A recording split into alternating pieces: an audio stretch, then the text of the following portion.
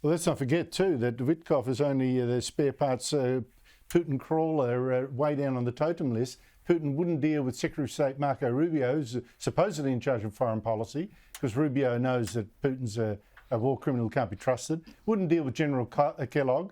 And so Witkoff gets sent as an absolute Putin arse licker. I mean, sorry to speak so crudely, but some things have to be called by their name. Greg, on top of this, you've got both Labor and the Coalition saying, quite rightly, the world hasn't been this dangerous for decades. It's not just Russia, of course, both warned about China in particular.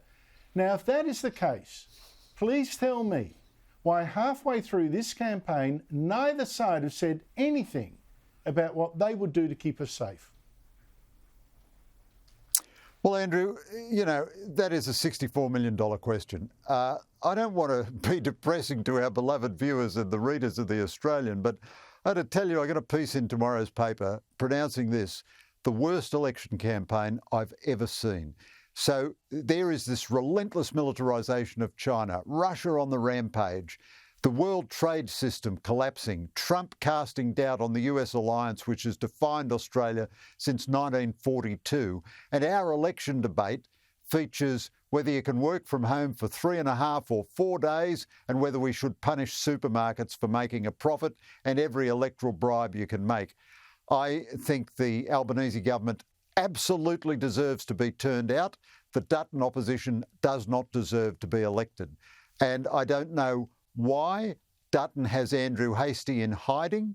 Hastie is one of the very few people on the opposition front bench who is a substantial person outside of politics, but they've made no national use of him at all. Well, they put all the sort of non-entities and dead-enders up for interview all the time, and the Liberals still have not released their defence policy. So they tell us this is desperately dangerous time. They tell us the government is desperately failing to live up to its national duty. And here we are, less than a week away from the beginning of voting, and they haven't even put out their defence policy or their defence budget commitments or anything else.